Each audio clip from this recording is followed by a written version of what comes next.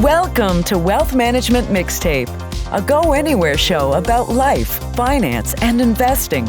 Join Jake Heisler and Tim Miller as they talk about what they're reading, writing, and experiencing. Jake Heisler and Tim Miller work for Quaker Wealth Management. All opinions expressed by Jake and Tim or any podcast guests are solely their own opinions and do not reflect the opinion of Quaker Wealth Management. This podcast is for informational purposes only and should not be relied upon for investment or financial planning decisions. Clients of Quaker Wealth Management may maintain positions in the securities discussed in this podcast. All right, we're on episode 3. This is it's exciting. We had a few more people I think watched this past episode. Cryptocurrency, man. Everyone's thinking about it. That's exciting. Getting some traction on LinkedIn. Yeah. Getting some comments, which is nice. Yeah, hopefully it's interesting. We think it's interesting, which is cool. It's funny. My mom listened to our last one, and I'm trying to find the text she sent to me. She wouldn't mind if I shared this, and now I can't find it. But it was about cryptocurrency, so she was, she doesn't know much about. Here it is. Actually, I just found it. First of all, we don't know much about cryptocurrency, right? We're kind of just scratching the surface as far as our knowledge of it goes, and so I don't expect many people to get it. But this was her text to me, so I'm sure she's okay with me sharing this. So it says, just finished the podcast. Another record setting. Oh, this is my dad. Hold on.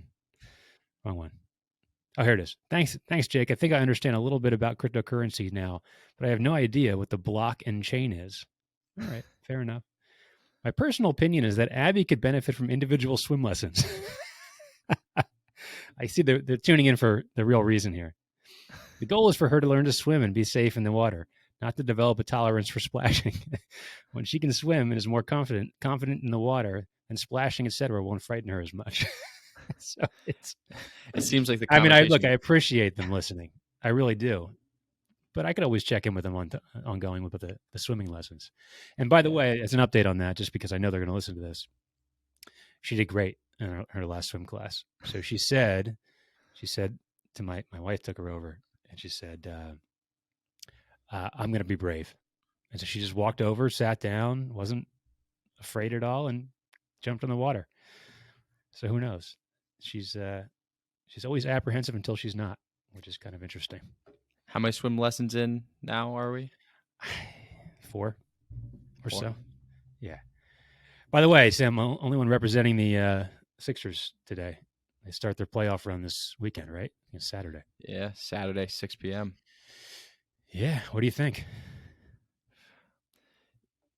For some reason, just the length of Toronto and the way they play, they got a couple guys that scare you. I mean, they don't have Kawhi, who beat us a few years ago, but right.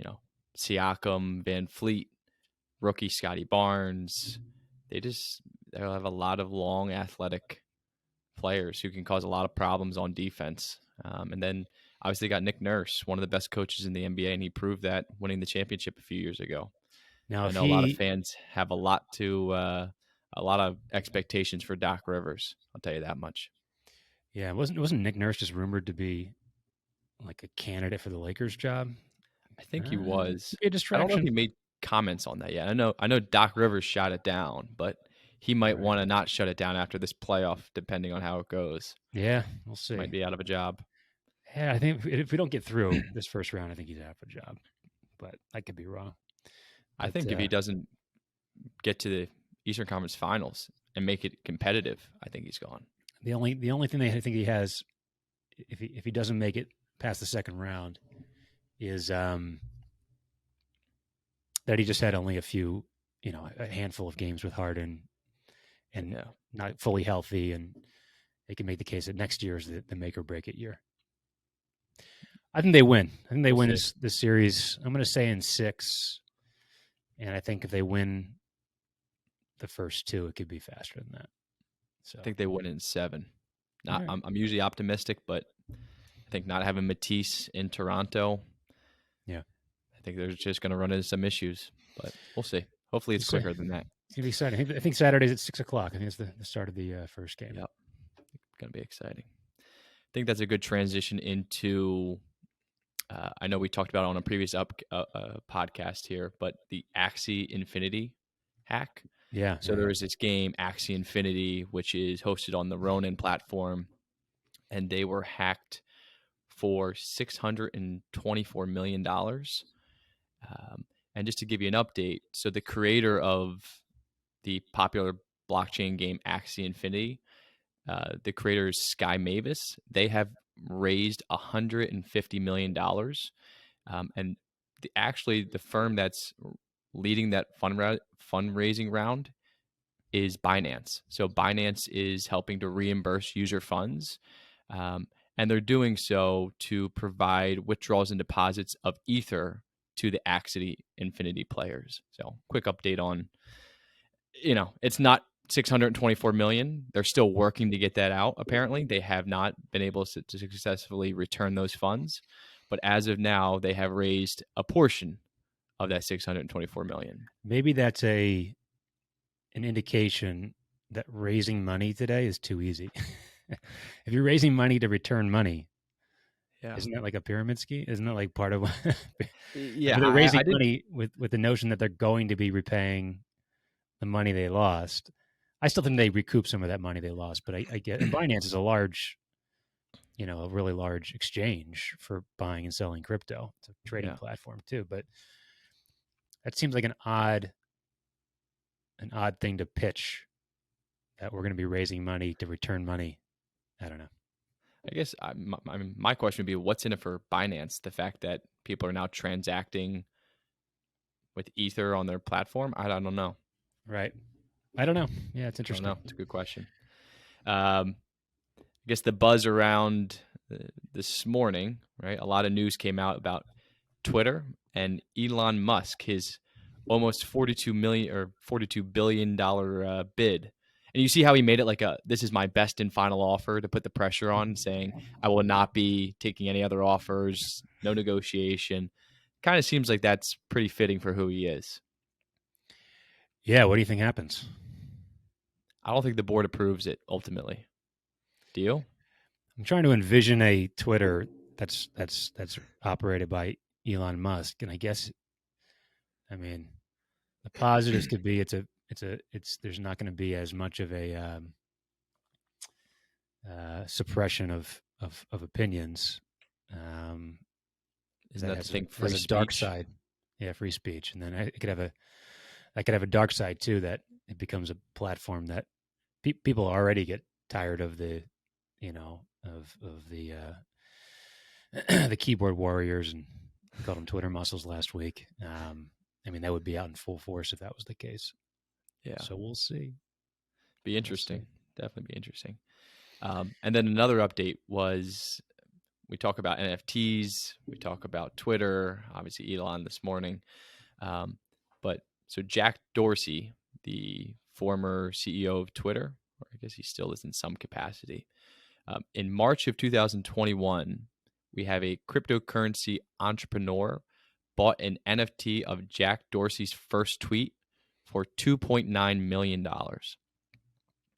Roughly, as of, I guess it was 2 weeks ago, so roughly a year later, that same entrepreneur who bought that first tweet as an NFT for $2.9 million is listing it for $48 million.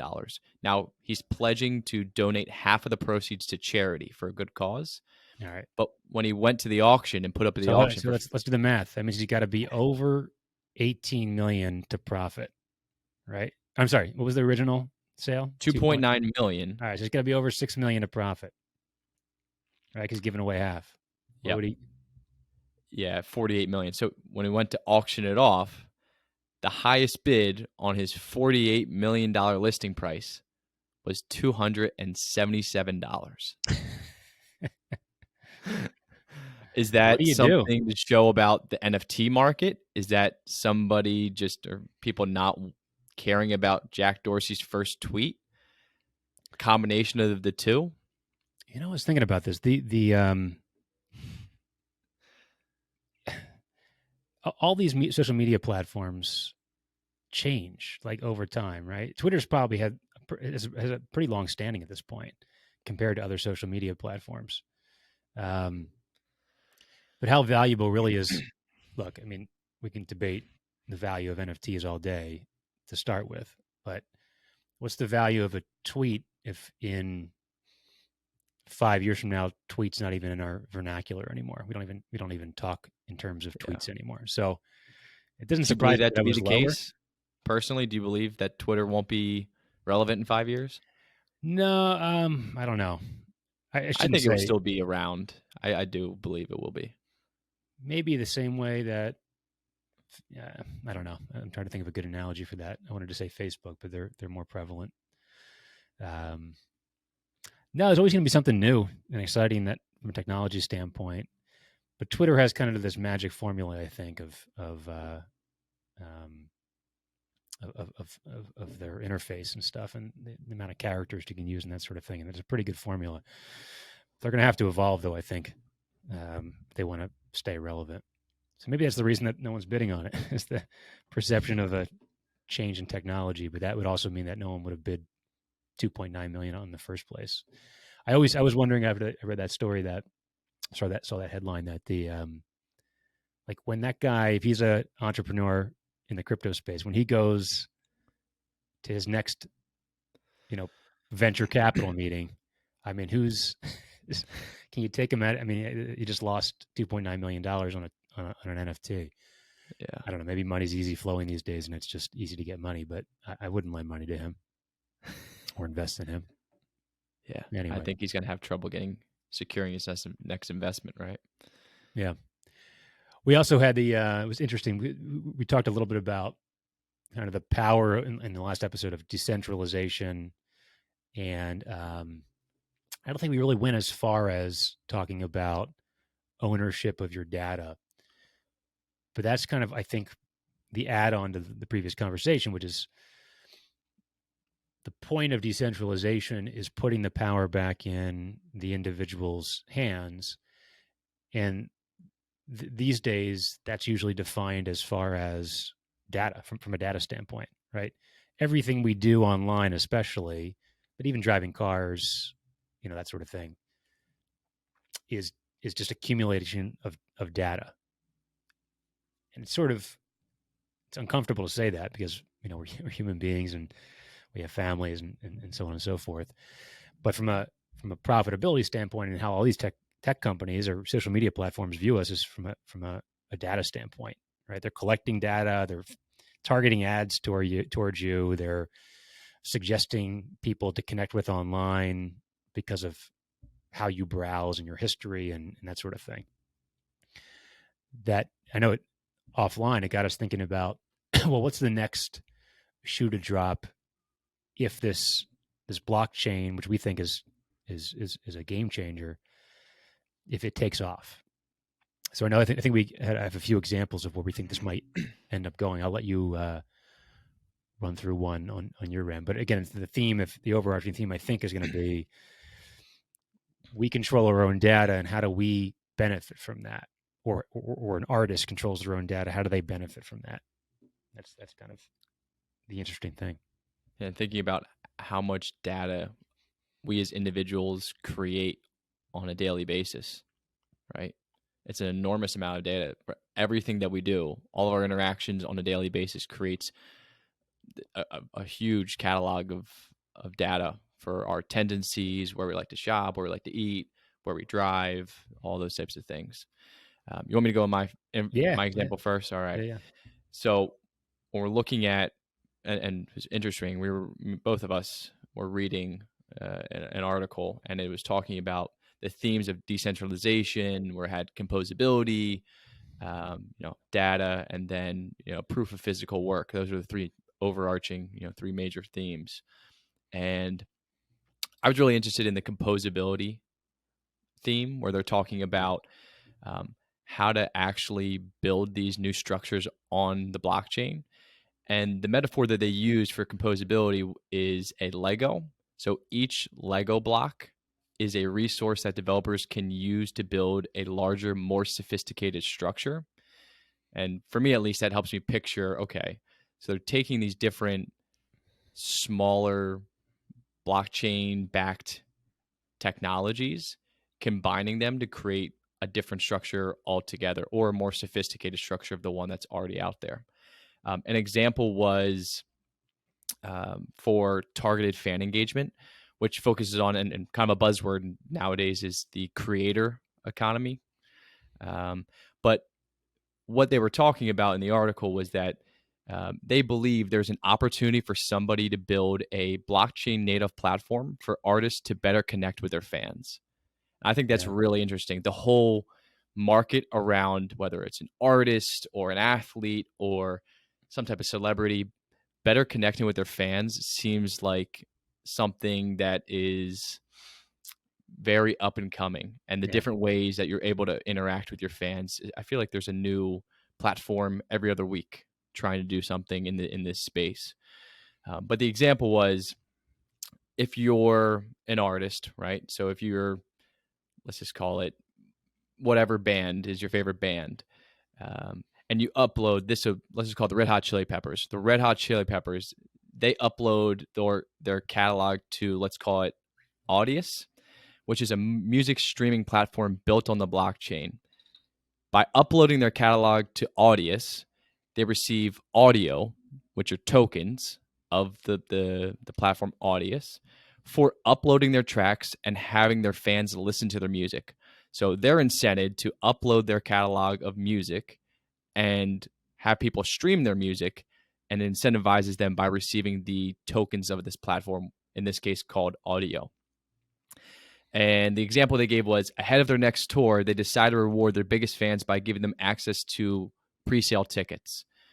To do so, they would use what we're calling another Lego or blockchain technology called Dialect, which is a smart messaging protocol that allows them to send messages based on users' on-chain activities. So they can see what activities their listeners are, or how many plays they're doing with certain albums of theirs.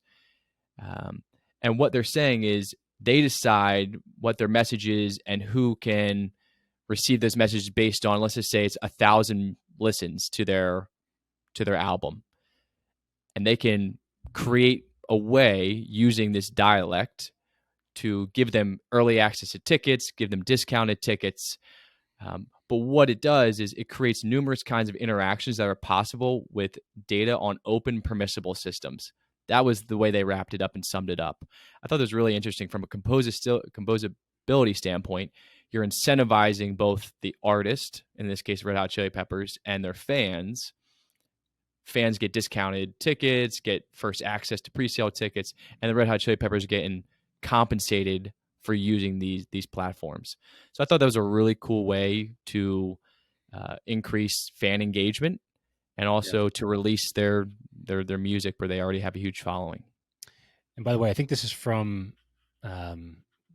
most of these ideas are probably from something called The Generalist, which is a blog that Mario Gabriel, I think is how you pronounce his last name, does. If you're at all interested, for the 8 people that watch this, if you're at all interested in cryptocurrency or the blockchain technologies and these types of industries evolving, the venture capital side of things, where money's flowing to, he's like every Sunday or so, he comes up with a long article about a particular area of the marketplace, and usually on the technology side, how this is kind of expanding into our lives, whether we know it or not. And he's really, really good writer. And it's very detailed. To that point, there was another point that he made, which is, so you're talking about incentivizing the artist, and the other side of it is that artist incentivizes both. Artists could kind of recreating the record label idea of, or decentralizing the record label. Artists could issue tokens to subsidize their work, right? So you go see somebody at a small venue or a bar or coffee shop, wherever it is, and you could in essence be an early investor in that artist. And if they became big, then either you as a fan and listener gain clout in your ability to find new talent, which is kind of interesting, and then the artist benefits obviously as a result of getting their names out there. It's really really interesting. But that idea of decentralizing the record label, in essence, you're changing the entire capital structure of the music industry. So it's flipping it upside down. And these things are going to happen overnight, right? It's going to be one domino, then another. But usually, we talked about this in the last episode, once those dominoes start falling, it picks up speed. And so it's going to take a couple big names to kind of get involved in this. Red Hot Chili Peppers actually would be a great example of issuing their work that way, because that would definitely upset the status quo. And another one that I thought was really interesting was it's something called Hive Mapper, which is creating kind of a globalized mapping system based on the cameras that you kind of dashboard cameras that you put in your car. And so it's attempting the same thing that Google Maps does, right? But it's giving incentives to the drivers to have their camera on at all times. And so it's just a much cheaper way of mapping real time the streets or the streets of the world, in essence, and incentivizing the users. So they're giving up their data, incentivizing the users to participate. And they get, in turn, they get these things called honey tokens. It's a play on hives. And it's a cryptocurrency or a token that can gain value based on, like any other asset, demand. So if honey became in more demand and everybody's driving with a dash cam camera 3 years from now, presumably those tokens are worth more. So it's just a way of trading your data or participation in whatever the project is for some monetary reward or potential reward in the future. I think we should jump over to the consumer evolution curve, because it goes right hand in hand with this, in which, and I'll let you talk about that because you just wrote an article on it, but it goes hand in hand because this is all happening behind the scenes, I think, for the most part, this blockchain technology. And there's going to be a resistance to it at first until there's not resistance to it. And I think you have a pretty good analogy in the article you wrote recently. And then you coined the term consumer evolution curve. So yeah, you want to go on through that? Yeah, I agree. When it comes to blockchain, there is going to be a resistance, and it's more, I think it comes down to just lack of knowledge. So I know I've hit on this before, but what people aren't familiar with, what they're not comfortable with, tends to scare them. And with, even if you're not scared, it's just resistant to change. So saying, I'm comfortable, I understand what I do now, I understand. And in this case, what I wrote about was streaming platforms. So different streaming services now competing not only against each other, but against traditional cable, and changing the way that consumers, watch live television, watch movies, shows, and trying to put all that into one centralized location. So it's this battle of streaming services versus traditional cable, and looking at this point of inevitability where there's this crossover, right? Well, I guess we termed it point of inevitability. And there's a crossover where the old technology is on the decline, fading out, and it's a point where there's starting to become mass adoption of the newer technology. And there's always going to be those who cling on to the very end. But for the most part, at that,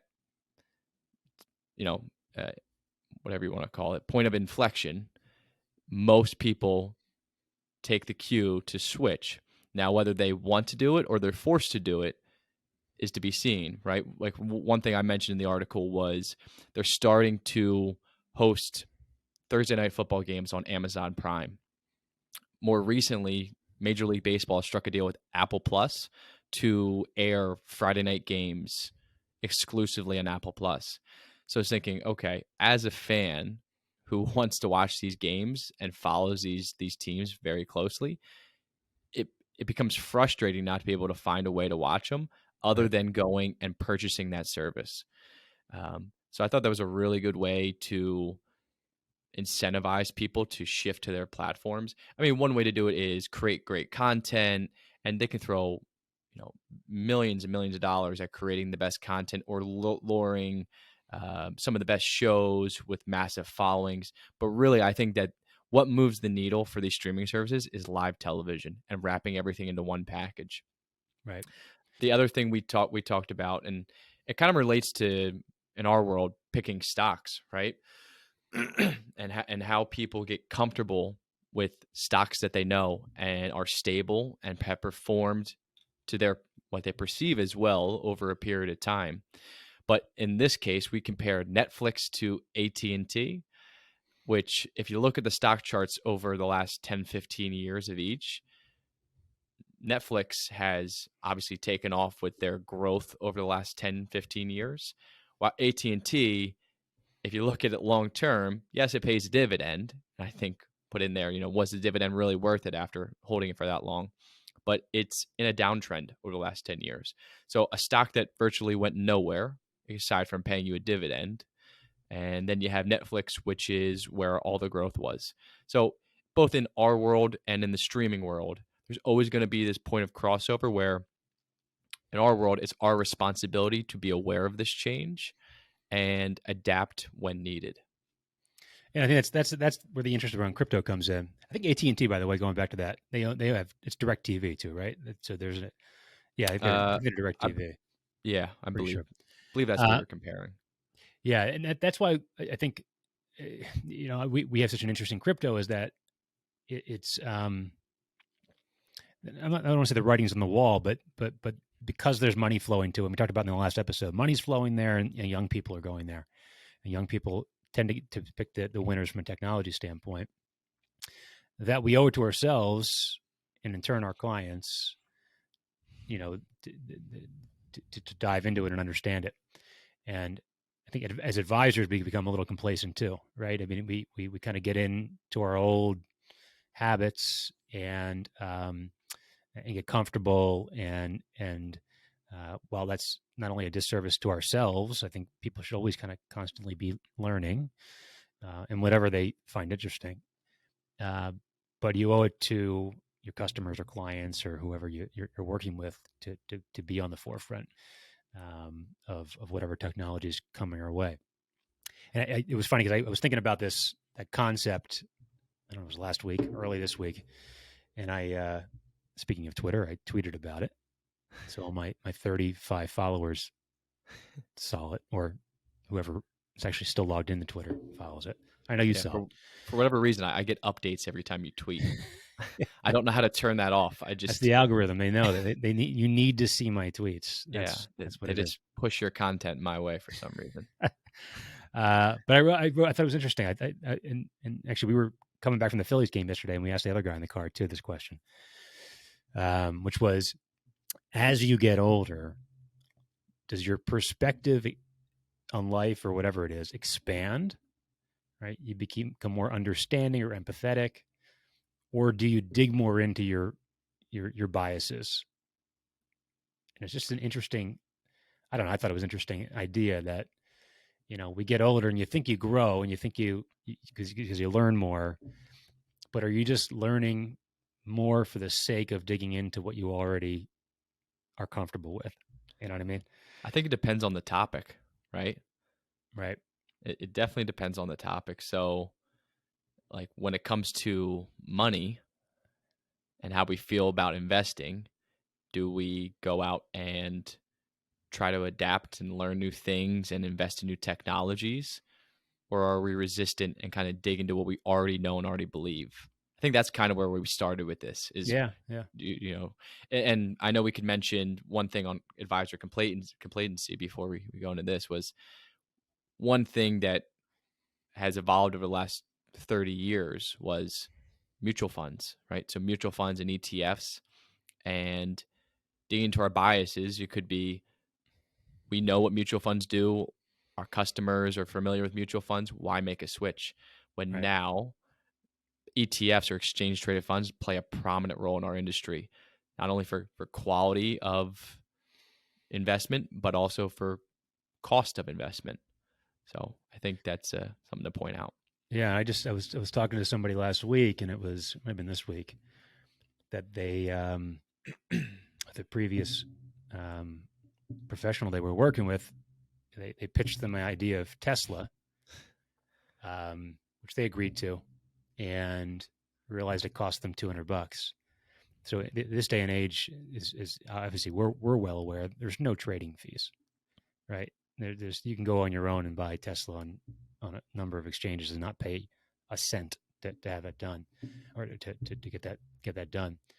And on our end too, there's no trading expenses. But there are still, that used to be the way it was, and it used to be you could only pay, you could only earn a living in this industry where you could charge commissions on transactions like that, or sell mutual funds with large upfront fees. That's where I started, 20 years ago, which was really the only outlet. That's when ETFs just kind of started becoming a thing, and no one was really comfortable with them yet. But yeah, people are still stuck there, and it's baffling to me that not only are you not living up to the fiduciary responsibility you have to the client, right, to get them the best return within their risk tolerance for the lowest fee structure, but you've kind of, you've gotten in the question from before, you've dug into your own biases. You've somehow justified in your mind that that's still okay, right? Because you wouldn't do it otherwise. It's still okay to run a business or interact with your clients in that capacity. Now, if we relate that to the consumer evolution curve, we could almost kind of term that the advisor evolution curve, right? And how advisors' practices have evolved over time. And obviously ETFs, they were introduced in the 1990s, right? And I think over time, there became a larger pool of ETFs to choose from. They became more well-known. And there was that point in inevitability, or that inflection point where mass adoption was widespread in our industry. And it's those advisors who had built out a business model. They were comfortable with their business model. Their clients or customers were also familiar with that business model, and they decided not to switch. Now, if you're one of those advisors still holding on, you found it probably very difficult to remain competitive in this environment. So if you're one of those last advisors to still be working under that business model, you've probably run into a lot of competition at this point. Right. It only takes those clients to talk to one other advisor or CPA and look at that business model and point out, hey, you probably could try something else somewhere else. Right. And I think Derek Thompson had a quote. He's a writer for The Atlantic, kind of a go anywhere topic type of guy. He's one of the folks that I read kind of religiously, but he said that those who don't learn, might have been a quote from somebody else in one of his articles, but I don't want to attribute this directly to him. But those who don't learn from history are doomed to repeat it. But those who only learn from history are doomed to overreact to it. So it's understanding the changes, but not pretending like that's the only way forward. So cryptocurrency is a good example, or blockchain technology, that, yeah, the change is coming. We think there's an inevitability to it, kind of like the consumer evolution curve. But it's not going to be the only way to do things, right? You might not be comfortable sharing your data in that capacity. And so it's not to let the pendulum swing too far one way or the other. To understand history, right, but not make your decisions only based off of historical changes, and vice versa. It's interesting. Yeah, that is interesting. I think one of the topics we wanted to talk about too was, I was reading other advisors, an RIA.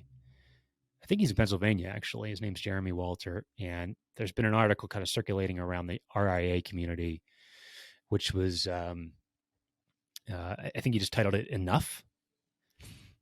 And the premise behind the article was, or the blog post was, that it's important to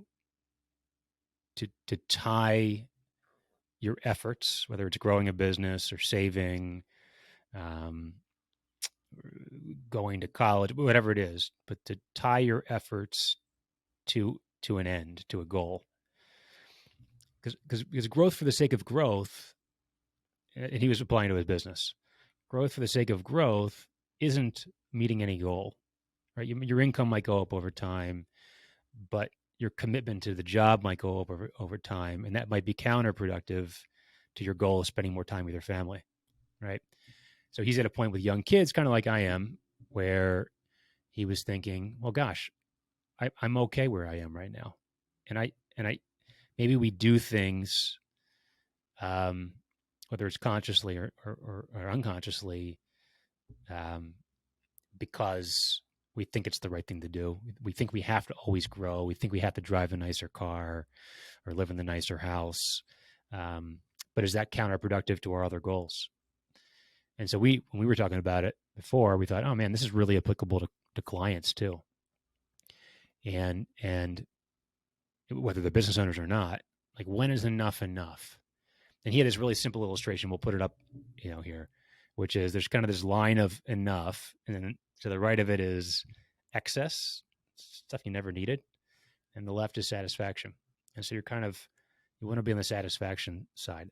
I think this is the way I interpreted his blog post. Yeah, I think he's saying, like, when you step back and look at your goals collectively, like, at what point and how do you determine how to live within your means? So recently for me, in this market of buying cars, obviously you have inflation at 40-year highs, and you have all these car dealerships with no inventory. And what that creates for somebody looking to buy a car like myself is prices way above where they were 12 months ago. And it's deciding, okay, for me, cars aren't a great investment. I think that's pretty well known.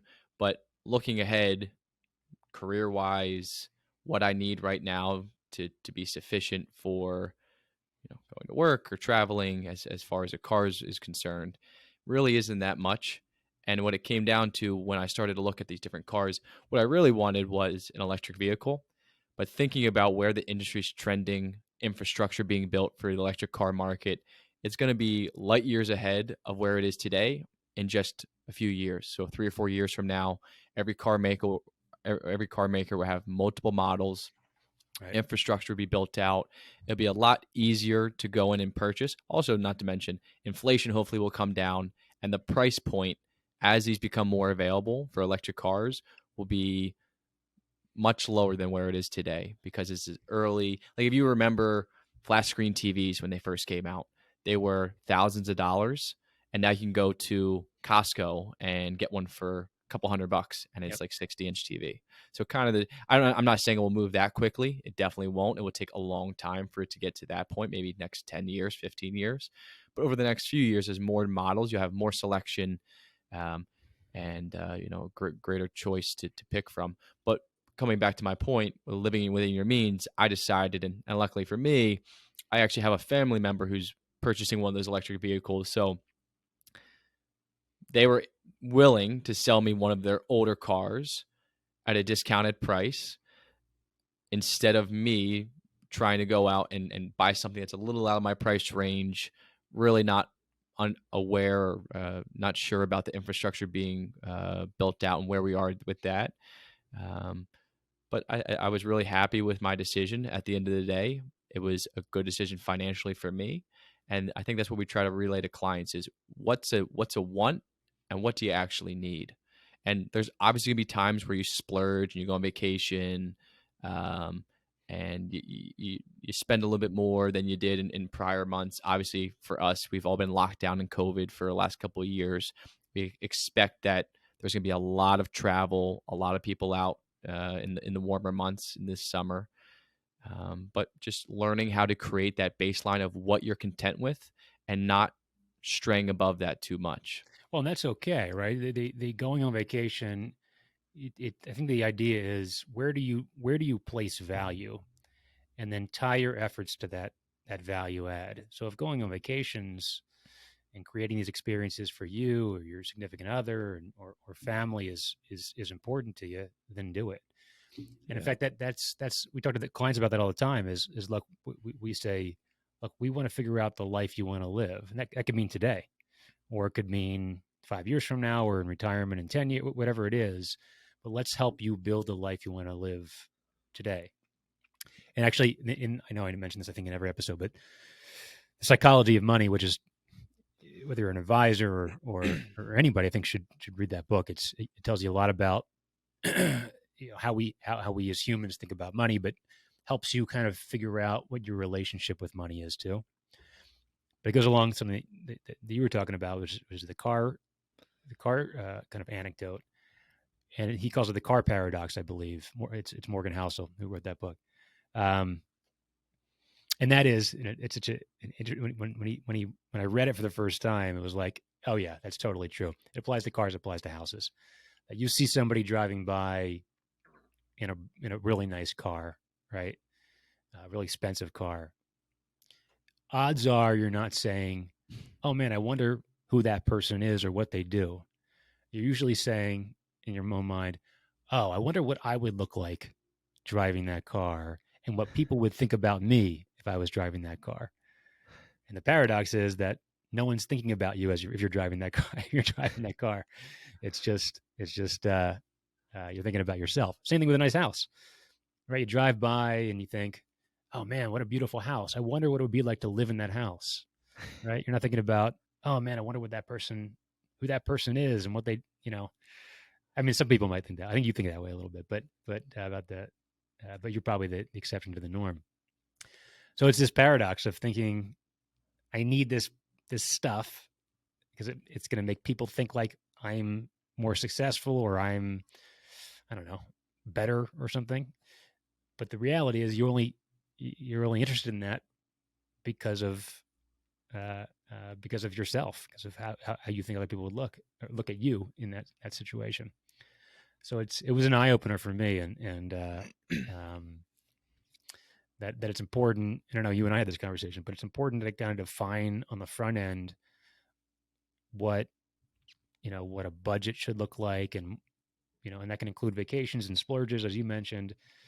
But as you make more money, as you get older and you get raises and your businesses expand and that sort of thing, that to not let kind of lifestyle creep factor in. Just because you make more money doesn't mean you need to drive a nicer car, unless it's really important to. Unless it truly adds value in a real way.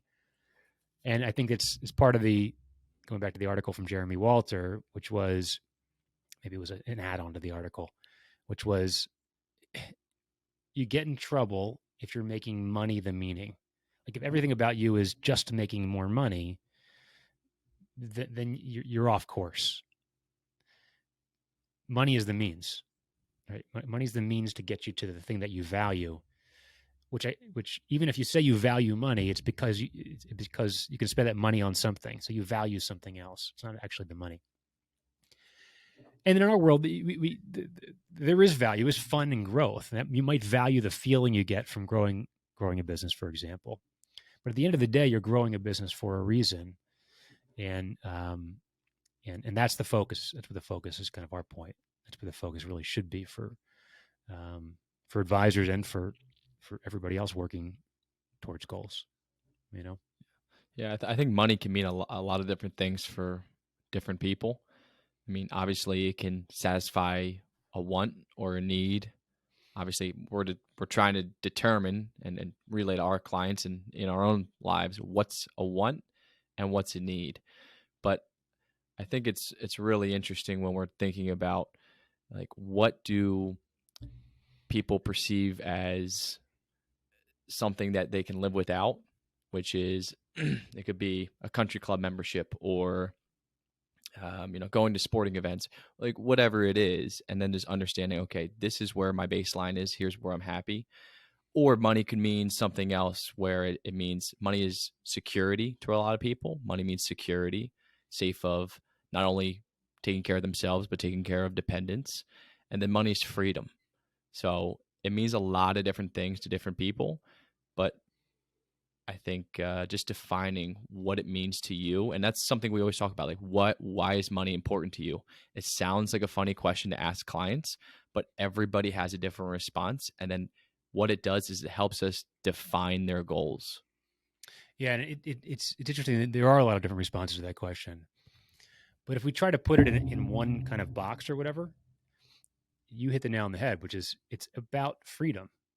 So to have money means you have freedom, in your time or whatever it is, to do those things that are more important to you. And that's actually one of the main points in Morgan Housel's book, which is money. Money usually means freedom. That's usually what's important. But then you have to go a step further and say, well, freedom for what? Right? Freedom for spending time with the kids. We have a colleague of ours that's taking his family on vacation down to Disney World. Good luck. I hope he got crowds these times of year. Fast Pass. They still have that. I think they have that. Yeah. Cut all the lines. Yeah.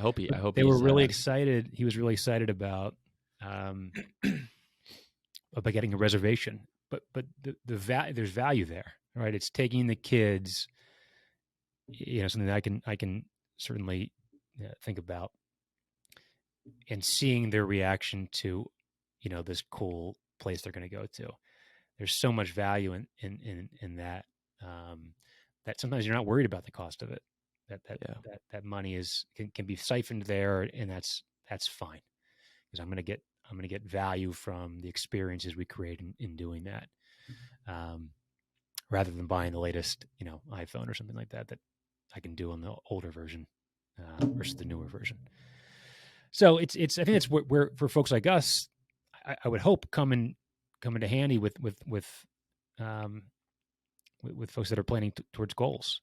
Is let's help you put some parameters around those goals, but more importantly, to your point, Tim, let's help you define why money is important to you, and let's make it the means, not the meaning. And that was a really good point that Jeremy Walter made. Yeah, I think that's powerful. What's the means, not the meaning. Right. I think we transition into pop chart. Yeah, do we have anything else we wanted to cover? No, that was good. I think we've hit a pretty decent time here. So I think we've rolled out pop chart last week officially. Unofficially the week before that. And we know the rules now. Scale 1 to 10. Very official. There's a one it's a scientific formula with one input, and that's just our score, and that's it. Nothing else to it. So the beer that we picked for this week, it is the Tonewood Tipper.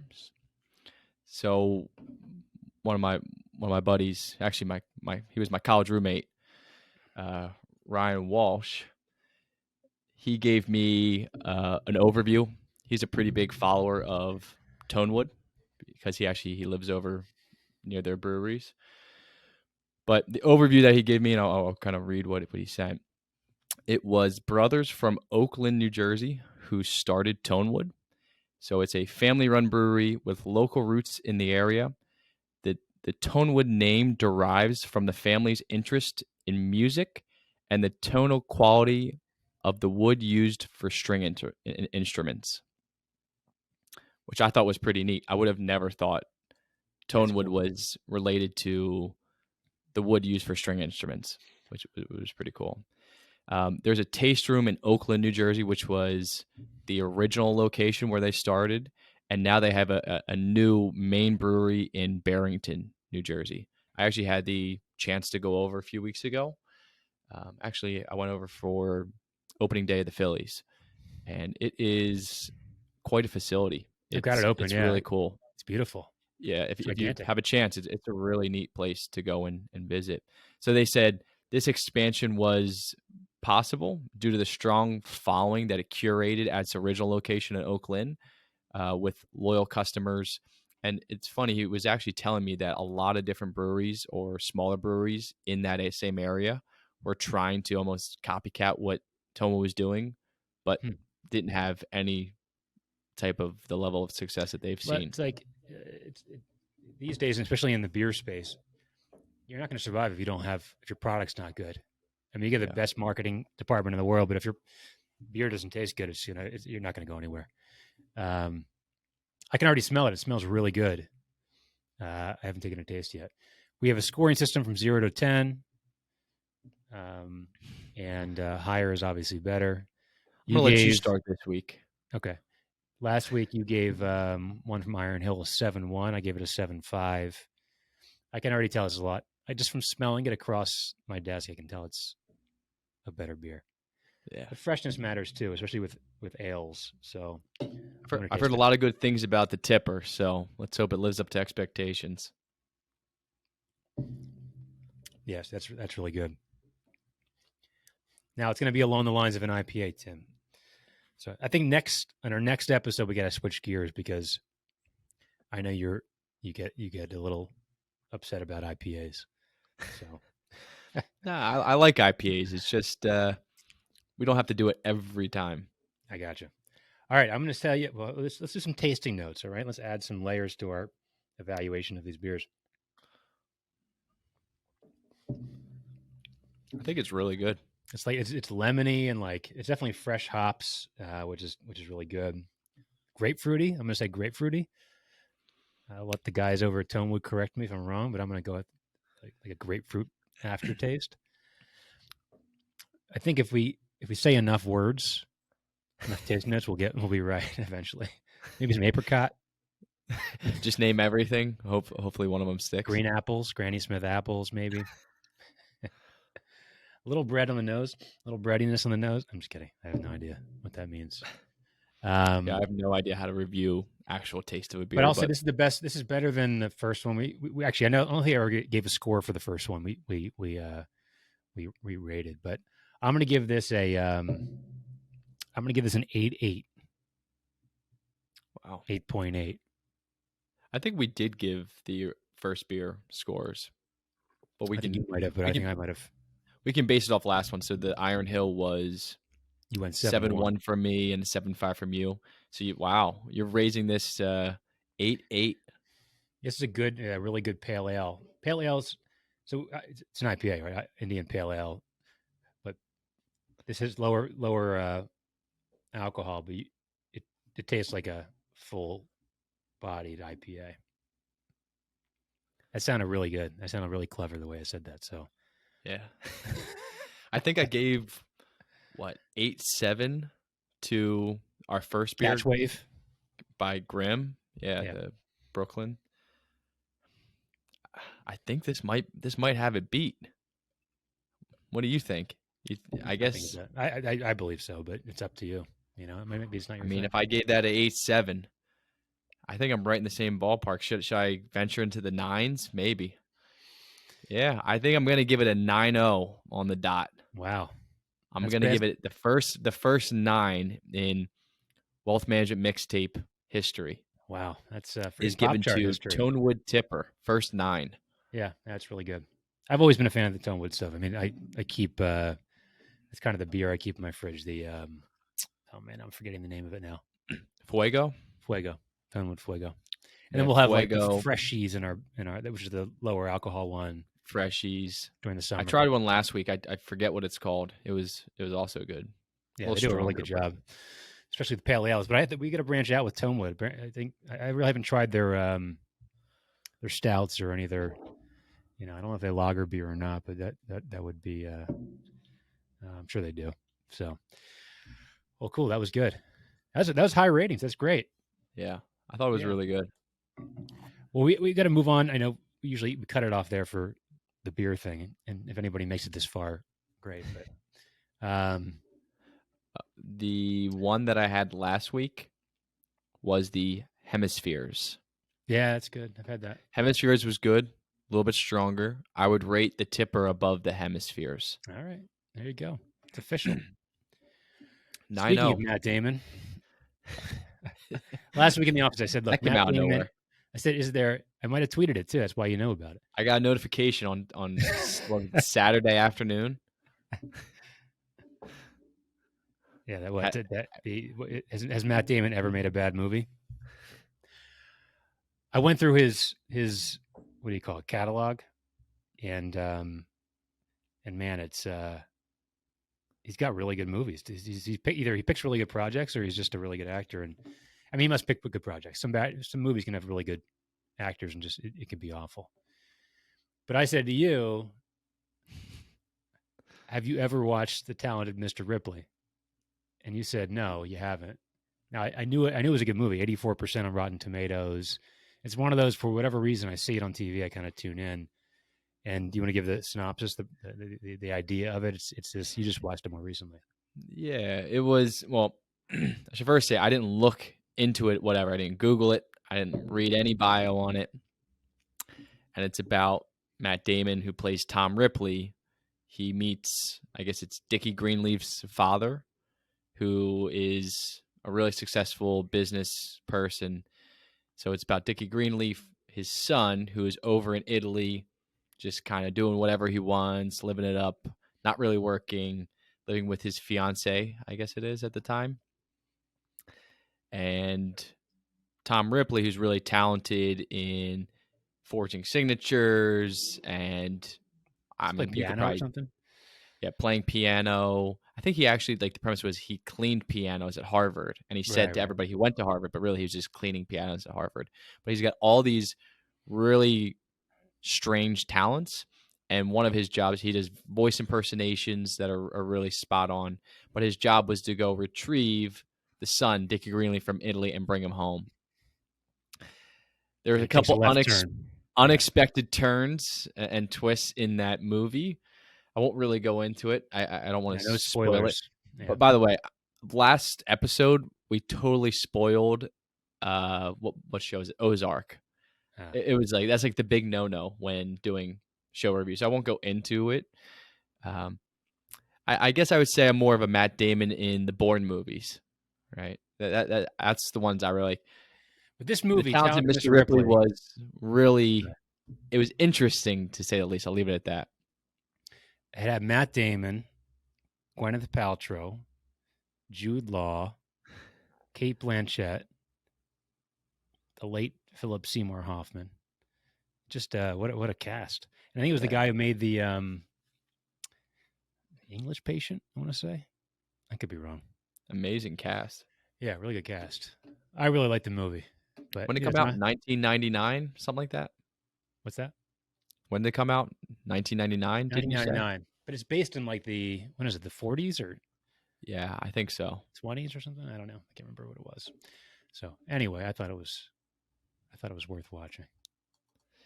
Did you? Were you one of the people who watched Breaking Bad? You ever get into Breaking Bad? I did. I watched the first few seasons of it. I watched Better Call Saul probably more than I watched. So I just saw that. I believe they're coming out with a new season of Better Call Saul. Does that make sense? I mean, I'm a huge fan of Walter White, Saul Goodman, Gus Fring. I love that whole crew. But I saw that they're doing a potential spinoff of Gus. So Gus Fring, who owns the fast food chicken, they're doing a spinoff for him and his backstory, and they're also doing a spinoff they're expanding on Better Call Saul. So I think they're coming out with a new season, which is really interesting. Now I'm going to go ahead and tell you that right now that was definitely Alex telling you to say somebody's name there in that. Absolutely. Because I know your girlfriend does that. And last week it was Christmas something or something other. And want me to tell you the word now that I've already said it and won the bet? Sure. The word was Walter White. All right. Yeah, it was easy. If we're talking about TV every week, week, I know, right? Yeah, last week it was Christmas themed. That was tough. That was kind of tough to work in there, but you figured out a way to get it in there. That was good. Yeah. But I don't know about it ahead of time. So I did just see that they're doing a spinoff for Gus, so got really excited about that. Yeah, there was a new season of Better Call Saul. It just came out. Right now. All right, cool. Another podcast in the catalog, and we'll do it again soon.